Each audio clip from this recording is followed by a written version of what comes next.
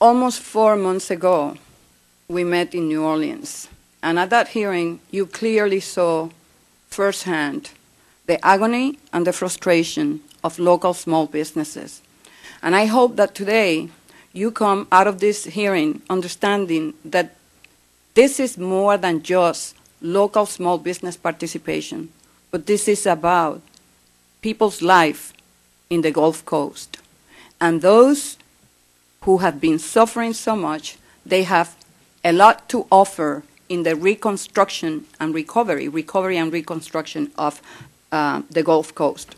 So my question to each of the witnesses is, since I wasn't able to gather this out of your testimony, I would like to start by asking each one of you to share their local small business percentages since we met in New Orleans. Mr. Snyder.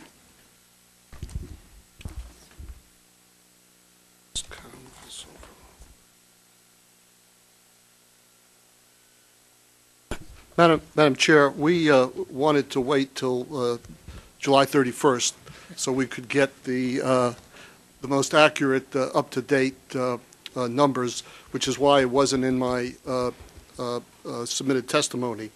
But from April, and we will provide the tables, but I'll give you the rough numbers. But from April 13th to July 31st, 69% of the net DHS dollars obligated in the Gulf Coast were awarded to small businesses. Sir, I'm asking local small businesses. Local small businesses, 49% of the net dollars obligated in the Gulf Coast region were awarded to local businesses, small and large.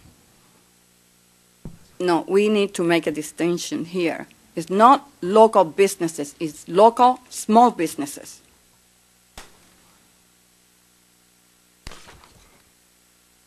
I got that number. It's 33% of the total dollars obligated were awarded to local small businesses. And why is it that you didn't include that in your testimony? We wanted to wait till the closeout of the books on July 31st. There was no way I could get those numbers, get it into my testimony clearing process, and get it to you to meet the date or the time that you required. Let me ask my staff to put up the chart. Oh, I'm sorry. No, I don't want to go there. Yes, I will come back to you, sir. Ms. Dawn, what percentage? Thank you. 22.8% of all of the small local business contracts to Louisiana vendors were awarded since April 12th, and our time frame only goes through June 30th because that's when our books cut off. Local small businesses. Local small businesses 22%. is 22.8%. General? Ma'am, we've awarded 60 of 65 contracts to small businesses. The local small businesses is in the neighborhood of 35%. Dr. Finley? Madam Chair, the numbers we have, all contractors in the area post 412 from our FPDS system are $670 million for all contractors. In-state, local contractors amount to $560 million of that, so it's well over 50%. I'm sorry? Well over 50%. I'm asking if this is This contracts is local. or money? Dollars. Dollars. Dollars. They're not contracts. So, Dollars. and I will go back to the general. Dollars or contracts? Contracts, ma'am. Yes, We're dollars. sir. Dollars. Yes. Mr. Preston? We're really not procuring down there. I think, though, you appropriately pointed out in the last hearing that we did have some issues with small businesses down there. Our overall percentages for small business were very good, and prior to April, they were not good for local small business, and we'd be happy to work with your committee to help understand why we weren't doing the job on that. Mr. Hinkey? Excuse me, Madam Chair, if I may, I read the number wrong. About 25%, all dollars, local.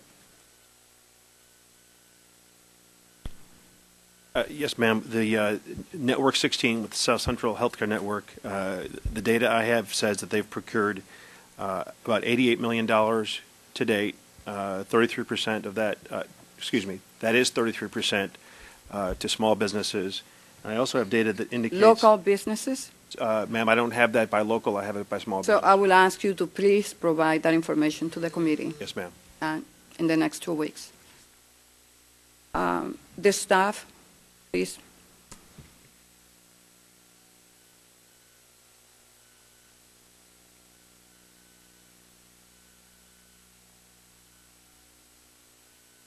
I need for Mr. Snyder to look at that.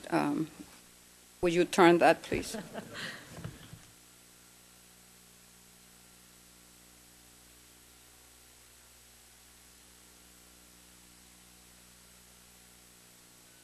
Mr. Snyder, you awarded close to $12 million to larger businesses since April. And this is in contrast to a net loss of $82 million in small business contracts due to modifications that removed work. I just would like to ask you, why is it that large firms seem to be able to secure contracts when small businesses are losing ground? I can't relate directly to those numbers, but I can relate to the, I can't relate directly to those numbers because they don't match with, frankly, the numbers that I work with. Let me I think I need to take a couple of minutes to talk about why we de-obligate money from contracts, which seems to be what the issue is here. Most of our the contracts that we obligated in the Gulf Coast are on what we call IDIQ, indefinite delivery, indefinite quantity type contracts. We have two choices. Our contracting officers have two choices. They could either negotiate a specific price for each order, or they can put out a max price or not to exceed.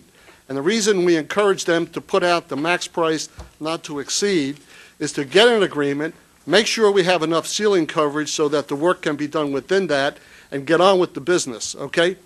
So what happens is when we settle up and the work actually comes in less, we de-obligate money from the contract. The work is done, small business doesn't lose out, industry doesn't lose out. The fact of the matter is, it's a way of expediting the awarding of the contract.